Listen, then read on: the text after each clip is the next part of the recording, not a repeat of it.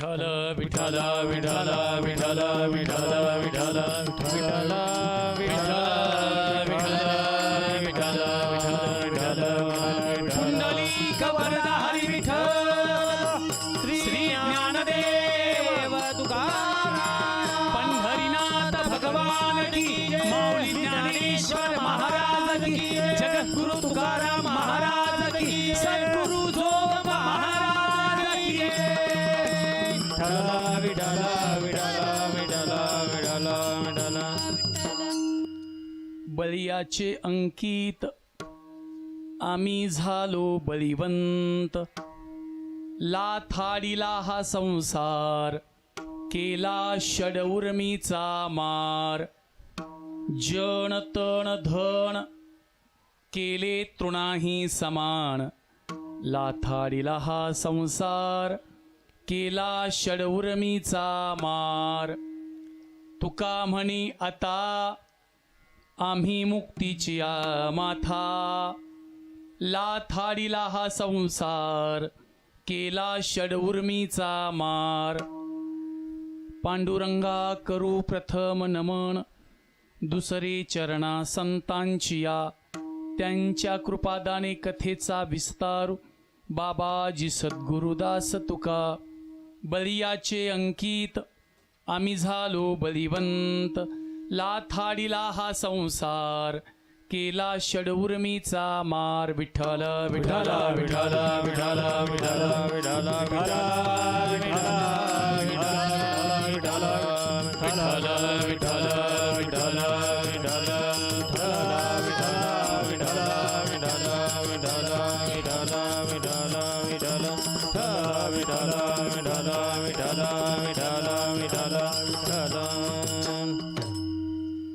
संसाराला लात म्हणजे काय हे ज्ञानोबाराय एका सुंदर ओवीतून सांगतात. का वृक्षाची सावली वाटे जाता मिनली घरावरी तेतुली असता नाही. एखादा वाटसरू पंढरपूरला जात असताना दुपारचं ऊन लागायला लागल्यानंतर त्या झाडाच्या सावलीला जाऊन बसतो. पण झाडाच्या सावलीला बसलेला वाटसरू हे झाड किती गुंठ्यात आहे, हे झाड ज्या शेतात आहे ते शेत किती क्षेत्राचं आहे, हे शेत आपल्या नावावर होईल का, हे कसं एकर असेल असा कधीच विचार करत नाही. जरी झाडाच्या सावली खाली बसला तर विचार मात्र पंढरपूरला पोचण्याचा असतो. तसं या जगाच्या प्रवासामध्ये आपण ज्या घररूपी सावल्या निर्माण केलेत त्या सावलीविषयी माझेपणा न ठेवता पंढरीच्या पांडुरंगाची आस्था मनात ठेवणं याचं नाव आहे संसाराला लात. आपण तर बऱ्याच वेळेला आपणच उभा केलेल्या घररूपी सावल्यांच्या बद्दल मनात मोह बाळगतो आणि ते खऱ्या दुःखाचं कारण होऊन जातं. तसं तर या जगात जन्माला आलेल्या प्रत्येक जीवाला घर आहे. वारूळ मुंगीचं घर आहे, तबेला घोड्याचं घर आहे, गोठा गाईचं घर आहे, अंबरखना हत्तीचं घर आहे, घरटं चिमणीचं घर आहे. घर प्रत्येकाला आहे पण घराचा अहंकार फक्त माणसाच्या जातीला आहे आणि तो अहंकार काढून टाकणं याचं नाव आहे संसाराला लात. काय ज्ञानोबाराय गोड सांगतात बघा. संसाराला लात साधू संतांनी मारलेली असती. हे मिया केले हे माझे निसिद्धी गेले आईसे नाही ठेविले वासने माझी. संतांच्या मनामध्ये हे माझ्यामुळं झालं आणि हे माझ्यामुळं पूर्णत्वाला गेलं अशा भाव साधू संतांच्या मनामध्ये कधीही नसतो. म्हणून तुम्ही आम्ही संसारात असतो आणि ते देहात असूनही संसाराला लात मारलेलेच असतात. विठ्ठल विठ्ठल विठ्ठल विठ्ठल विठ्ठल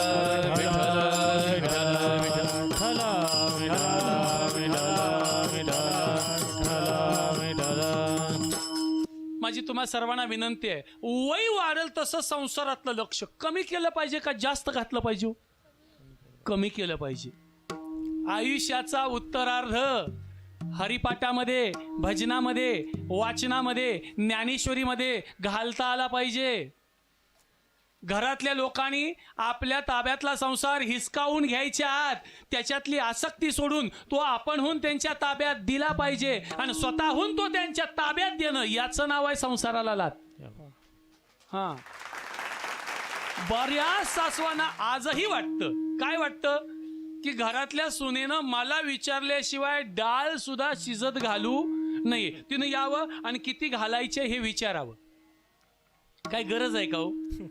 चुकून थोडीशी वाढली काय नुकसान व्हायचं आहे आणि कमी पडली तर काय नुकसान व्हायचं आहे. पण सासूला वाटतं मी आहे तोपर्यंत डाळ मला विचारल्याशिवाय शिजत घालायची नाही. पण खरं सांगा, सुनबाई एवढी हुशार असते, सासू गेल्यानंतर तिच्या नैवेद्याची डाळ सुनबाई तिची ती घालते ना हो. मग सासू मेल्यावची डाळ कशी घालायची हे सुनेला कळत असेल तर जिवंतपणी काय समजत नाही का? समजतंय, पण सासवाना आपला कारभार सुनेच्या ताब्यात द्यावासा वाटत नाही. आणि सासवाच्या दुःखाचं कारण हेच आहे. आता त्यांना हरिपाठाकडे, कीर्तनाकडे, भजनाकडे जावं वाटत नाही. वय वाढेल तसं निवृत्ती घ्यावी वाटत नाही. पण साधू संत सांगतायत वय वाढेल तसं आपलं पारमार्थिक आयुष्य जगलं पाहिजे. ही संसाराला लाथ आहे. म्हणून लाथाडीला संसार केला षड उर्मीचा मार. 6 प्रकारच्या उर्मी संतांच्या जीवनातून निघून गेलेल्या असतात. 2 मनाच्या उर्मी आहेत, 2 प्राणाच्या उर्मी आहेत आणि 2 देहाच्या उर्मी आहेत. सुख दुःख या मनाच्या उर्मी आहेत, जन्म मरण या प्राणाच्या उर्मी आहेत आणि तहान आणि भूक या शरीराच्या उर्मी आहेत. सामान्य माणसाच्या जीवनामध्ये या 6ही उर्मी असतात. सुख दुःख असतं, जन्म मरण असतं आणि तहान भूक असते. पण साधू संतांचं जीवन जर तुम्ही तपासून बघितलं तर त्यांना जन्म मरण नाही, सुख दुःखही नाही आणि तहान भूकही नाही. म्हणून षड उर्मी रहित संतांचं आयुष्य आहे. विठाल विठाल विठाल विठाल विठाल विठाल विठाल विठाल विठाल विठाल. इहलोकामध्ये जन्माला आलेल्या प्रत्येकाला मरावं लागते, पण संतांच्या जीवनामध्ये मरण नाही अशा अवस्थेला ते पोहोचलेले असतात. देवी मजसी एकवट जे झाले ज्ञाने चोखट तया पुनरावृत्तीची वाट मोडली गा. जे ज्ञानानं माझ्याशी चोखट आणि एकवट झाले तया पुनरावृत्तीची वाट मोडली गा. त्यांना पुन्हा जन्माला यावं आणि मरावं लागत नाही. तुका म्हणे रे धन्य त्याचे जिने जिही वासुदेवी घातले दान त्याला नलगे येणे जाणे झाले वासुदेवी राहणे गा. हा, त्याला नलगे येणे जाणे. ज्यांनी वासुदेवाला दान घातले त्याला मात्र यावं आणि जावं लागत नाही. नलगे मरावे, नलगे मरावे, नलगे मरावे, नलगे मरावे. ऐसा ठाव दिला देवे, ऐसा ठाव दिला देवे, ऐसा ठाव दिला देवे, ऐसा ठाव दिला देवे, ऐसा ठाव दिला देवे, ऐसा ठाव दिला देवे. नलगे मरावे ऐसा ठाव दिला देवे. साधू संत सांगतायत आम्ही अशा ठिकाणाला पोहोचलो की जिथून कधी मरावंच लागत नाही. न मरण्याच्या अवस्थेला आम्ही पोहोचलो. मरणाहती सुटली काया विचारे या निश्चये. आमची काया विचारानं आणि निश्चयानं मरणाच्या हातून निसटले. ना तरी अंधकाराची वाणी जैसा सूर्य न देखे स्वप्नी ना मृत्यू नायके कानी मृत्यू कथा. ना तरी अंधकाराची वाणी,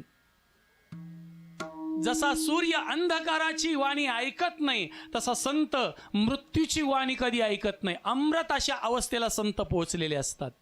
म्हणून मरावं लागत नाही. संतांना जन्म आणि मरण नसते. संतांना सुख आणि दुःख नाही. तुमचं आमचं जीवन मात्र सुख दुःखानं भरलेलं असतं. सुख आलं की आम्ही हुरळून जातो आणि दुःख आलं की नाराज होऊन बसतो. हा बघा माता भगिनी, तुम्ही सांगा तुम्हाला कानातलं केलं कसं वाटतो? किती छान वाटते बघा. चेहरे बघा फक्त. अजून केलं नाही, फक्त करायचंय म्हटलं तरी किती आनंद वाटतोय. म्हणजे एखादा दागिना करायचा ही कल्पना सुद्धा किती सुखाची आहे. मग कानातलं केल्यावर कसं वाटेल? छान वाटतं. मग त्याच्या पुढल्या आठवड्यात म्हणलं पाटल्या करूया, आता कसं वाटते? आणखीन छान वाटते. त्याच्या पुढल्या आठवड्यात म्हटलं 4 अंगठ्या करूया. आता कसं वाटतंय? जसं जसं मिळत जाईल तसं तसं बरं वाटतंय ना. आणि त्याच्या पुढल्या आठवड्यात म्हटलं चला नेकलेस एक करून टाकू. आता कसं वाटतंय? छान वाटते. आणि त्याच्या पुढल्या आठवड्यात कळलं हे सगळं खोटं सोनं आहे. आता कसं वाटते? आणि फुंके भाता फुगे, फुंके भाता फुगे, रेचिली सवेची उपगे, रेचिली सवेची उपगे, तैसा संयोग वियोगे चढे ओहटे, तैसा संयोग वियोगे चढे ओहटे. तुमचं आमचं जीवन लोहाराच्या भात्यासारखं आहे. भात्यात हवा भरली की फुगतो आणि हवा गेली की चेपून जातो. आमचं अनुकूलता आली की फुगायचं चालू असतं आणि प्रतिकूलता आली, वाईट परिस्थिती आली की नाराजी चालू असते. अरे तुकोबरायांचं जीवन बघा. तुकोबरायांच्या जीवनामध्ये शिवरायांनी नजराणा पाठवला, तुकोबरायांना काही फरक पडला नाही. आणि दुष्काळामध्ये मुलगा आणि बायको गेले, द्रव्य गेलं, तरी काही फरक पडला नाही. कारण संतांच्या जीवनामध्ये सुख आणि दुःख समान असतं. विठ्ठल विठ्ठल विठ्ठल विठ्ठल विठ्ठल विठ्ठल विठ्ठल विठ्ठल विठ्ठल विठ्ठल. तेवी आपण पाची जया, वस्ती झाली गा धनंजया, तया देही अपैसया सुख तैसे दुःख. जे आत्मस्वरूपाच्या ठिकाणी वस्तीला गेलेत त्यांना सुख दुःख समान आहे. हा, उत्तरेकडलं जरी वारं आलं आणि दक्षिणेकडलं जरी वारं आलं तर मेरू पर्वत जशी आपली जागा सोडत नाही, तसं दुःखाचं जरी वारं आलं आणि सुखाचं जरी वारं आलं तर साधू आपल्या ठिकाणी मेरू पर्वतासारखा ठाम असतो. दक्षिण उत्तर मारुता, मेरू जैसा पांडुसुता, तैसा सुख दुःख प्राप्त मध्यस्थु जो. सुख दुःख प्राप्त मध्यस्थु जो. सुखाच्या आणि दुःखाच्या प्राप्तीमध्ये संत मध्यस्थ्यासारखे, मेरू पर्वतासारखे स्थिर असतात. म्हणून स्थिरता पाहायची असेल तर संतांच्या जीवनामध्ये पाहावी.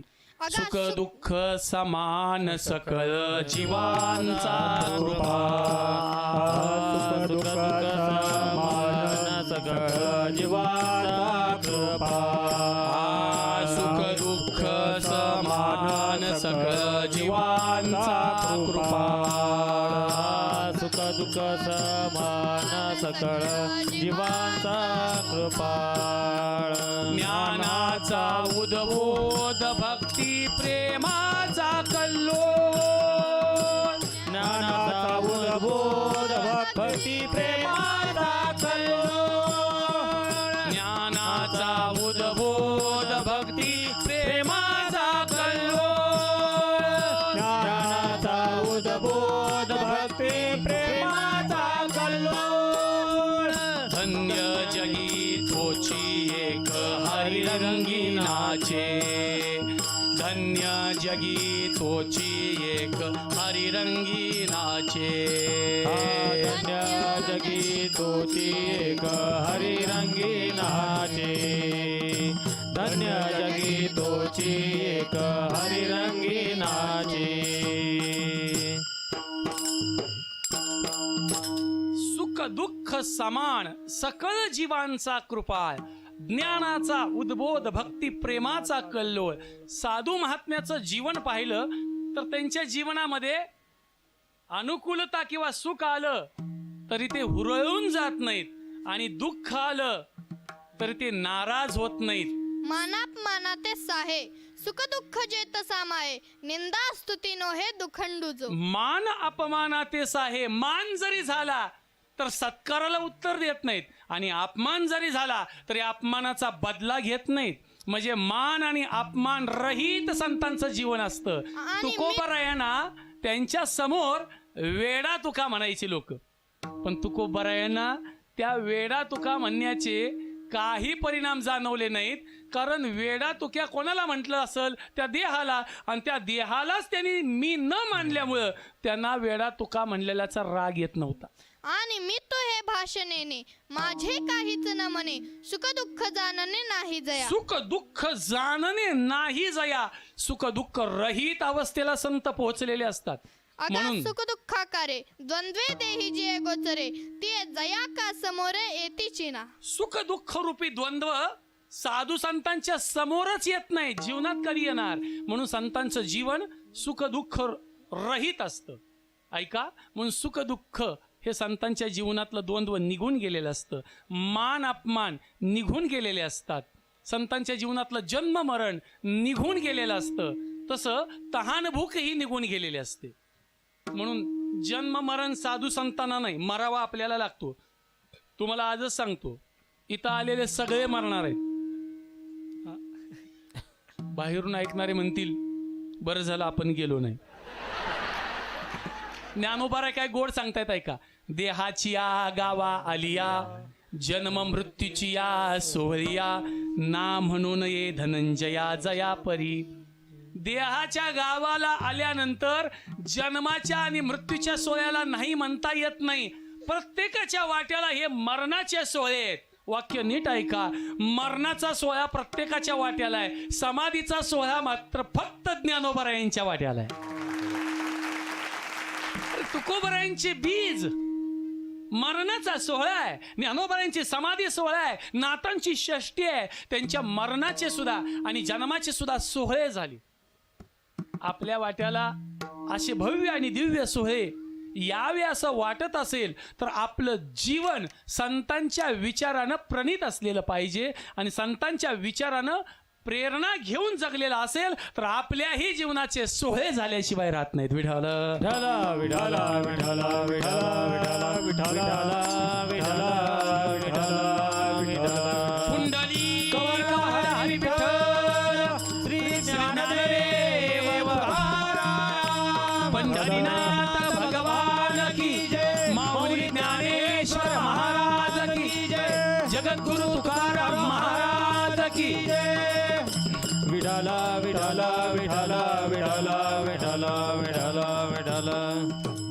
अनुकूल वस्तूच्या प्राप्तीनंतर ही संत कधी सुखी होऊ शकत नाहीत. छत्रपती शिवाजी राजांनी तुकोबरायांच्या परिस्थितीचा ठाव घेतला आणि नजराणा पाठवला.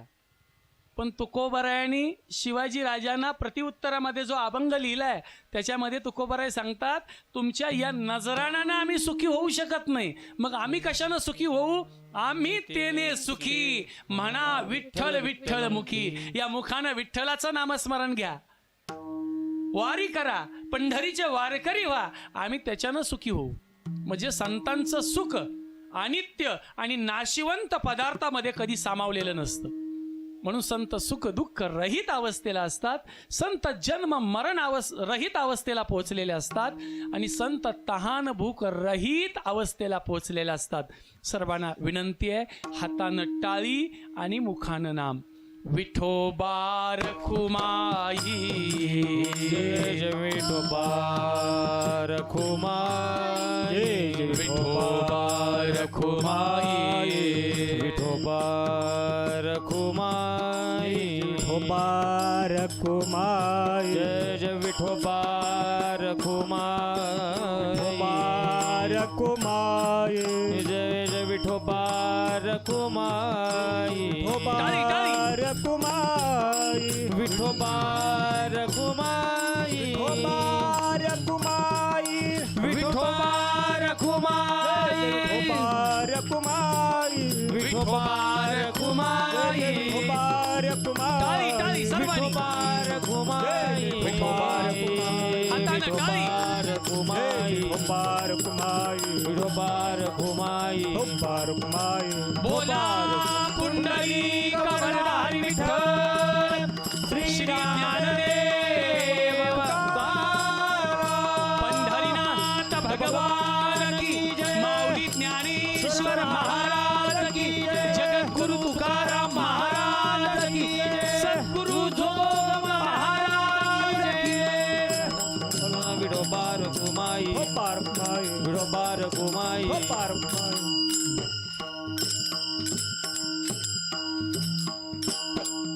तुकोबराय सांगतात, या जगात जो सर्वात बलवान आहे त्याचा मी अंकित झाल्यामुळं त्याचा परिणाम काय झाला असेल तर संसाराला लात दिली, षड उर्मीचा मार केला.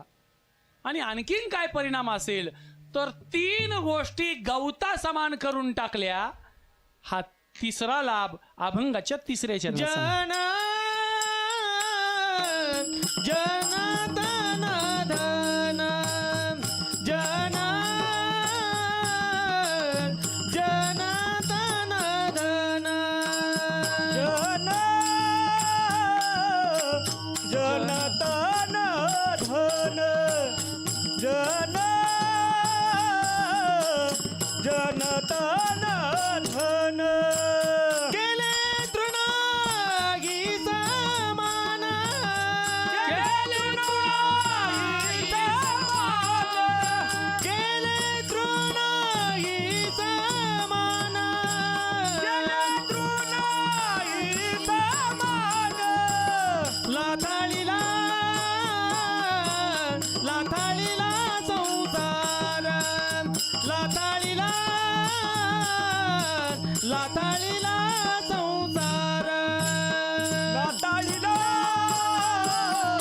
लाताळीला संसार लाताळीला लाताळीला संसार जन तन धन केले तृणाही समान. तुकोबराय म्हणतात 3 गोष्टी मी गवतात समान करून टाकल्या. पहिली गोष्ट आहे जन. जन गवता समान का केलं?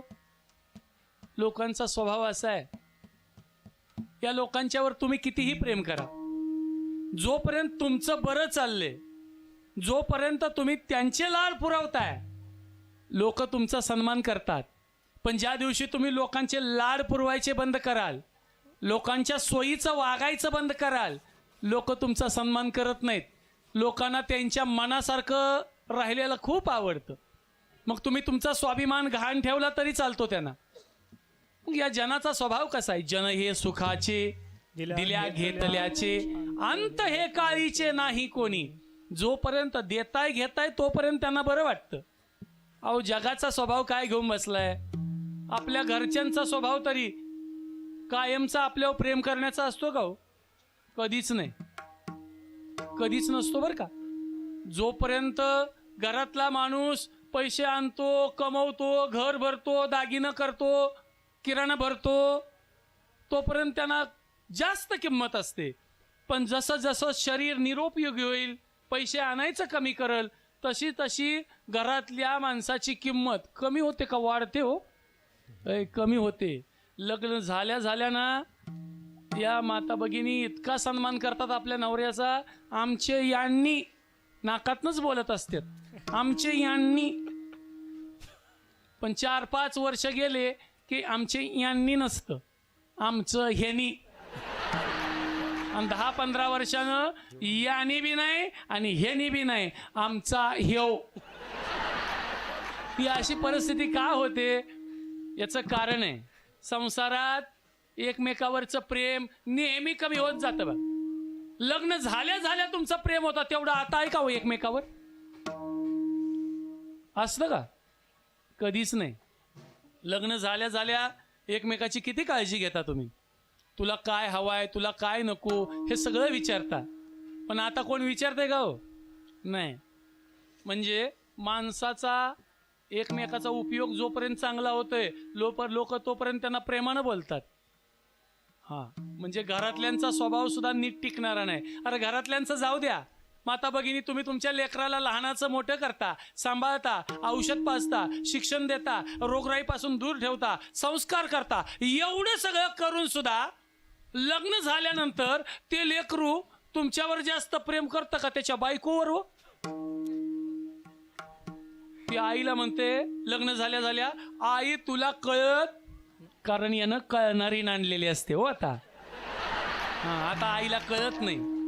प्रत्येक दिवाळीला आईनं औक्षण करावं, ओवाळावं, लाडू करंज्या घालाव्यात, आशीर्वाद द्यावा, आंघोळ घालताना उठणं लावावं. पण लग्न झाल्या पहिली आंघोळ आली की आईला हे म्हणते, आई तू हातानं उठणं लावू नको, तुझा हात खरमूड लागतोय.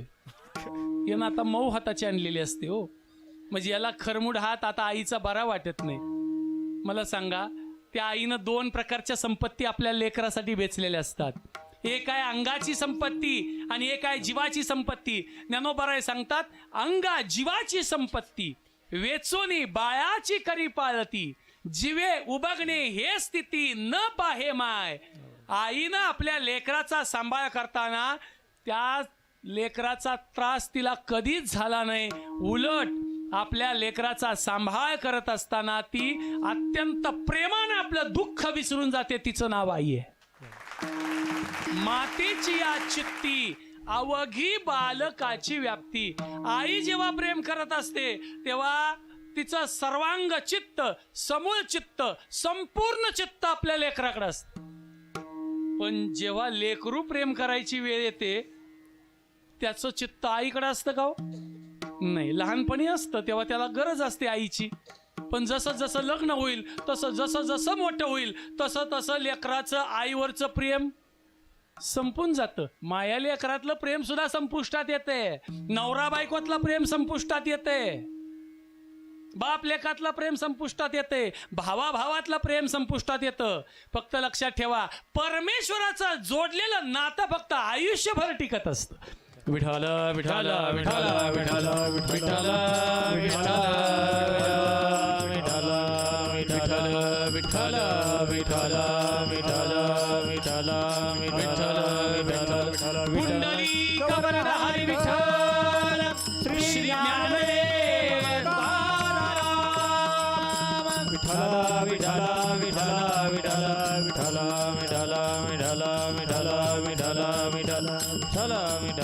म्हणून तुकोबारायणी सुद्धा त्यांच्या जीवनामध्ये सोयरं कोणाला म्हटलं? ते माझे सोयरे सज्जन सांगाती, पाय आठविती विठोबाचे.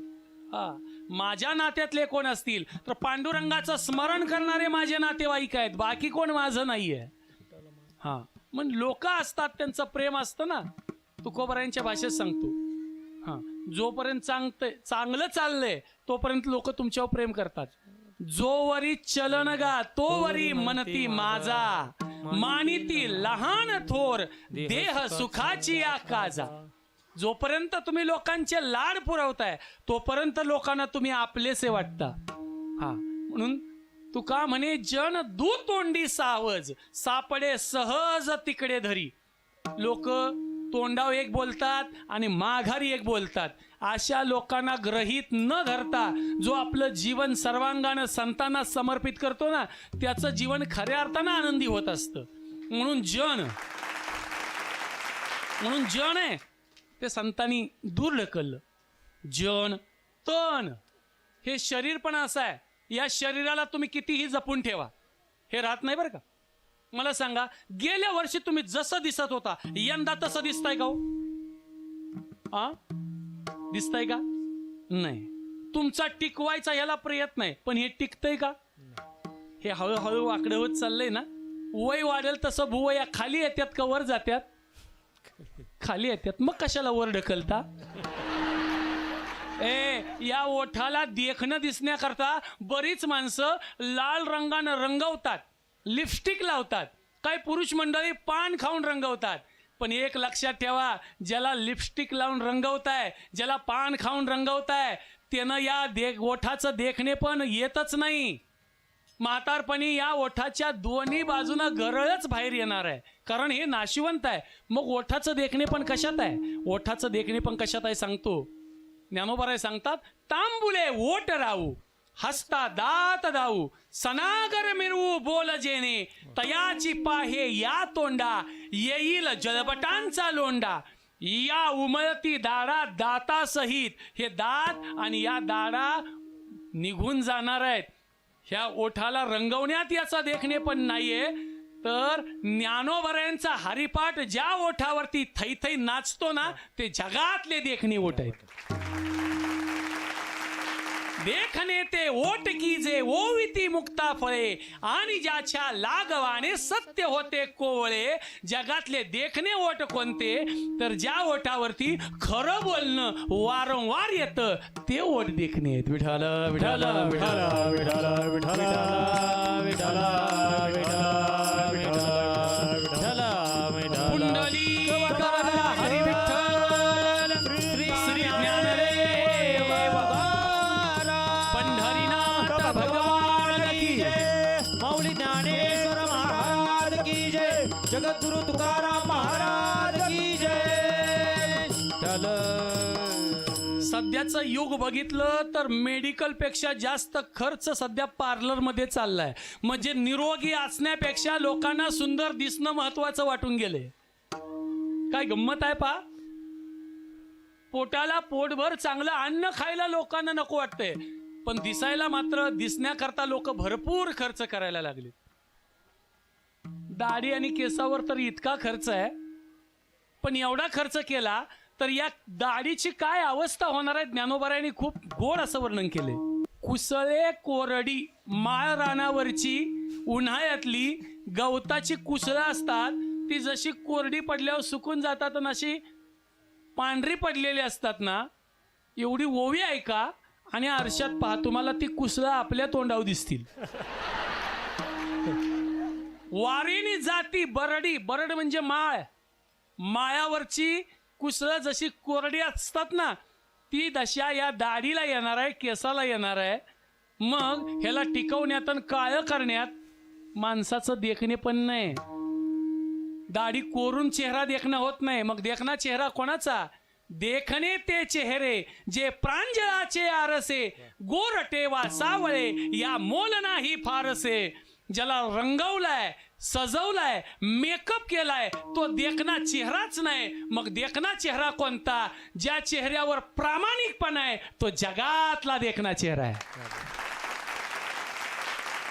साधू संतांचे चेहरे खऱ्या अर्थानं देखणी आहेत, ते जगाला दाखवण्यासारखे आहेत.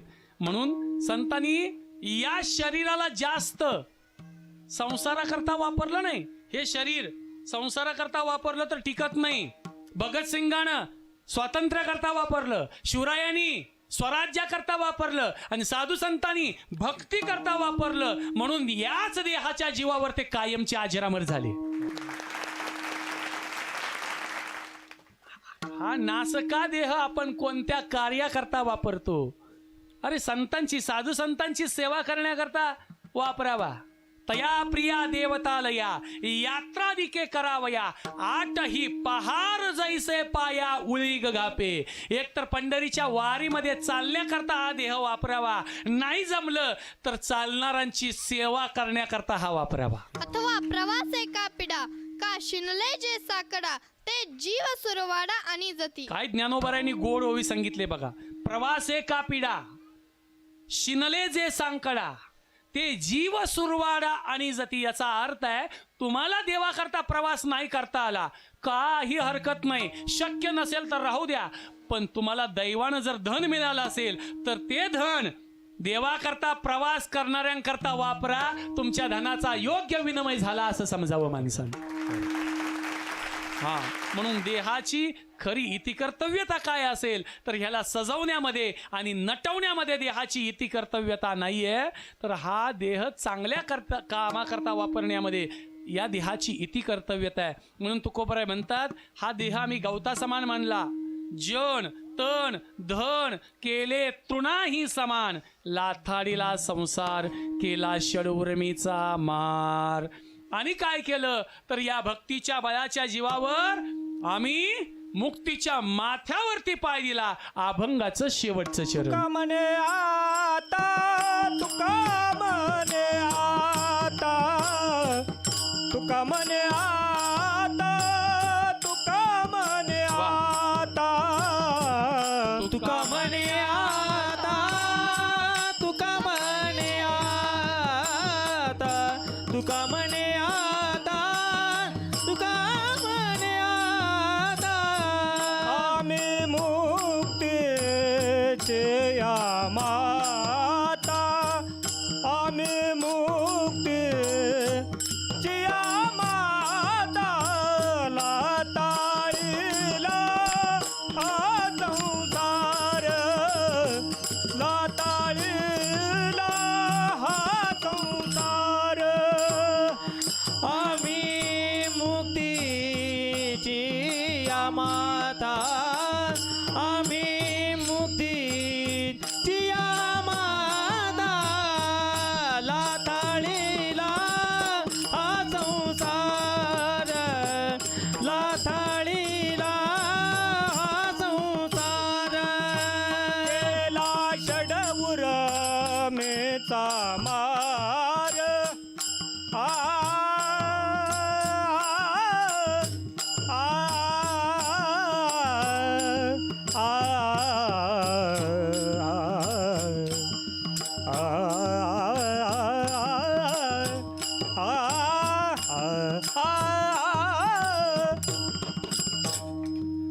आ